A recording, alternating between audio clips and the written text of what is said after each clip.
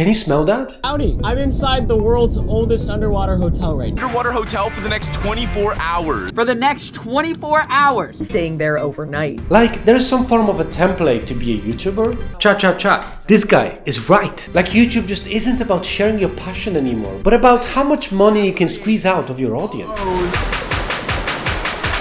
Drink company. It's our new Feastable bar, which is new branding and an all-new formula. It tastes amazing. And film a commercial for Pizzafy, which is a real product that I made. I'm sad to say that this thing, it's kind of dead.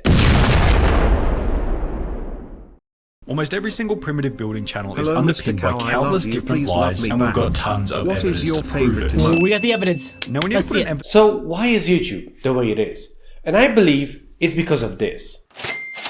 This thing is killing YouTube as we know it. The moment people realized you could get filthy rich of YouTube, everyone changed into Mr. Krabs. And to many creators, this platform just became a massive money printer. It's awful. I mean, it's really far away from what YouTube intended to be, but in the same time, it totally makes sense. Just bear with me here. I mean, if you look back at the early days of YouTube and how I remember YouTube, it was different. Boomer alert. I mean, YouTube was full of low-effort, genuine videos that was made by silly people who didn't really have any other motivation than just doing it for fun. In fact, I remember being 16 and thinking about starting a YouTube channel, but I didn't. Because it was cringe. But it was amazing. It was a wonderful, authentic, genuine cringe.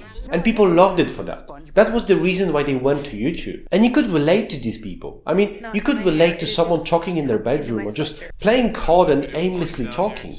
But can you relate now? Can you relate to the many multimillionaires who are showering each other with cash for views? Because I can't. We have nothing in common. In fact, what's now the main motivation to start a YouTube channel? Is it the ability to share your opinion? Or is it a hope of building a community? Or is it maybe just it being a creative outlet? Or the ability to make a shitloads of money in a short amount of time? What could it be? That's right, I knew you'd get it right. Of course it's the last one. And I get it. I mean, YouTubers want to make money, especially when making videos. And I will shock you. It kinda sucks. I mean, not only is it very unrewarding for most creators, it feels a lot like a job than most people realize. And that's why they stick to what works, to any whims of the algorithm, to the audience. They seek patterns to maximize profit and minimize risk. This kills this thing. I feel that we're in the age of patternization. I think that's a word. I've looked it up. Even the genre where I'm at. It's almost like there is a template to be a commentary YouTuber. I mean, the same thumbnails, the same editing, the same topics. It's really weird, isn't it? I'm not saying all of this is bad, or good for that matter. It just is. And just looking at how creators approach YouTube. That 7-step system that I would follow. What is a better click-through rate? Increase your click-through rate. CTR. Your title and thumbnail set expectations. Can you smell it? I mean, can you smell that awful smell just coming from all of these discussions? It's the smell of corporate bullshit. And I know, I've worked in them for the past 10 years, and this is no different to businessmen. What's the value added of our product? What's the key metric that we use to evaluate customer satisfaction? How do we know that this fits our market segment? How do we predict the needs of our customers? And to a large extent, that's how we get what Pinely called the MrBeastification of YouTube. And while this video isn't about that, I kind of do have to mention it. Now, without a doubt, MrBeast has completely changed his platform and tamed the algorithm like no one else, pretty much just made it its bitch. With many people copying his unique style of shouting at me while showing me pretty images. Alright, can you just slow down? I get it, just slow down. Jesus Christ. No talking in my class. Which, by the way, who the f talks like that? Where is talking like this normal? Just imagine you're going anywhere and they just, hello, today I'll be requesting a new passport as my old one has finished. I need it done ASAP as I will be traveling across the whole Europe in just 24 minutes. It's a challenge that you have to see. Who the f talks like that? Seriously. MrBeast inspired countless other people to steal the success of what he achieved through hard work by simply copying what he does. Because all of these tactics, they just work. Like retention editing, the concept of assuming that the viewer is at most 5-year-old and cannot focus on a single scene for more than 1 or 2 seconds, and apparently needs a constant reminder to look at this video, giving you brain rot like what Brent Rivera, Matthew Beam and many others create. And now that I'm a YouTuber, I could be like everybody else and get a Lamborghini or Ferrari, and sure, they're fast cars. I mean, imagine if we approach life like this. Imagine you're just talking with someone and they just go, sorry, but you're boring as Have you tried changing your face every 2 or 3 seconds? Or did you straight up pull one of these as you speak?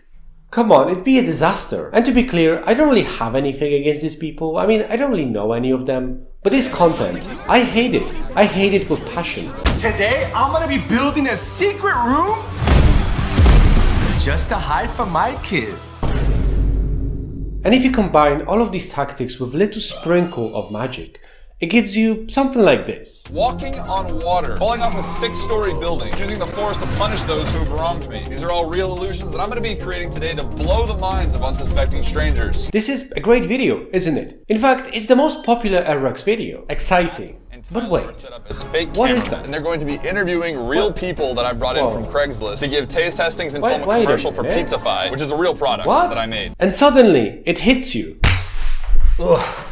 God damn it. You realize that over 30% of that video is effectively advertisement. And on top of that, we get this new, even more disturbing trend. Launched our new Feastable bar, which is new branding and an all-new formula. It tastes amazing. I like it. And to celebrate, I paid a bunch of people to make commercials for it, ranging from $1 all the way up to $10,000. God damn it. This whole thing is an ad. If you're wondering where you can buy Feastables, go to Walmart. Go to Walmart. There's literally over 16 advertisements in that video. Just crazy. And the scariest part is that everyone is so happy to be watching this. I mean, over 9 minutes of advertisement just hidden as a video. Hey, how dare you criticize MrBeast? He's doing so much good for the world and you're just a hater. You're just using him for views. Yeah, I mean, I am using him for views, but I'm not criticizing him. I'm not saying all of these shady tactics are bad. In fact, I think it's actually quite incredible what these guys are doing. They've managed to make an ad that is really entertaining for the masses and using that money to help other people. This is the first of 100 wells we're gonna build in this video. Oh, water! Nothing but respect to them. But so many others, they aren't really doing the same. They're just stealing these predatory tactics without helping anyone in return. Or worse, manufacturing authenticity. This guy, for example, casually pretended to help and spend a lot of money on a place and community ravaged by COVID. Due to COVID restrictions in Canada, the angle has turned into an island where nobody can come in and nobody can leave. So our goal is to somehow get to the angle and spend the most amount of money. Empty my bank account type of money. While what he actually did, and I shit you not, he went on an expensive all-inclusive holidays with his buddy nearby that place. Managed to dox a pilot and never got to the actual place that he was meant to be helping in the first place. All while putting on this emotional bollocks about being genuine as a creator. Because of the lengths that we go to make sure that videos are not fake. The new YouTube era is here. And it's looking great. I feel like we're no longer talking about channels, but businesses or corporations even. I mean, at this point, what's really the difference between this and the TV? I mean, the scale is the same, the spectacle is the same, often actually bigger on YouTube than on TV.